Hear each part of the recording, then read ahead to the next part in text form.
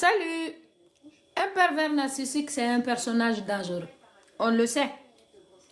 Mais vivre sous le même toit qu'un pervers narcissique, ça demande vraiment beaucoup de dons de soi.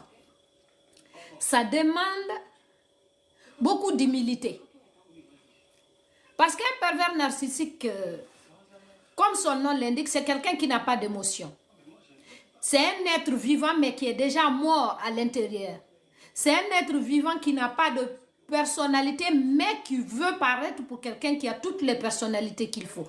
Mais c'est un zombie, c'est un mort vivant. C'est quelqu'un qui n'a pas d'émotion. C'est quelqu'un qui n'a qu'un seul objectif, c'est qu'il lui manque. Les émotions qui lui manquent, aspirer chez les autres. Se nourrir de ton énergie. Vivre avec un pervers narcissique, psychologiquement, tu vas prendre un coup.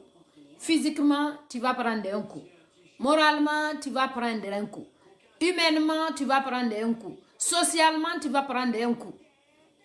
C'est ça le pervers narcissique. C'est-à-dire qu'il n'y a aucune partie de ta vie qui va échapper à sa folie. Il n'y a aucune partie de ta personnalité qu'il va épargner. Le pervers narcissique, il a besoin de te manger. Les autres, c'est sa nourriture. Les ensemble.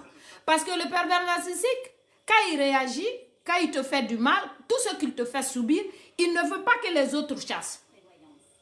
Ah non, lui, il ne veut pas être sali. Il ne veut pas qu'on le juge mal. Il ne veut pas que ses défauts soient mis à jour.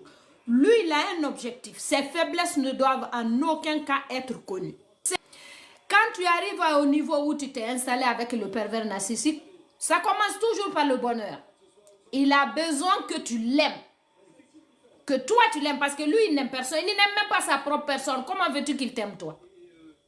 Il ne va pas t'aimer puisqu'il ne s'aime pas lui-même. Donc il va commencer par sortir le grand jeu. C'est un gentleman si c'est un homme. C'est une femme parfaite si c'est une femme. Il va te jouer le rôle que tu attends. Parce qu'il t'a scanné, il sait qu'est-ce que tu aimes, qu'est-ce que tu n'aimes pas, qu'est-ce que tu désires, qu'est-ce que tu aspires à quoi, qu'est-ce que tu veux, qu'est-ce que tu attends d'une relation, comment tu t'épanouis dans une relation. Comme il a scanné ça, il va te servir ça à gogo, jusqu'à ce que tu sois complètement envahi émotionnellement. Ça y est, c'est bon, j'ai trouvé l'homme ou la femme de ma vie. À l'instant où tu es arrivé à cette définition, il a la certitude que cette fois, il a bien réussi à te souder à la personne. Et les remarques vont commencer à venir maintenant. Là, la phase que moi j'appelle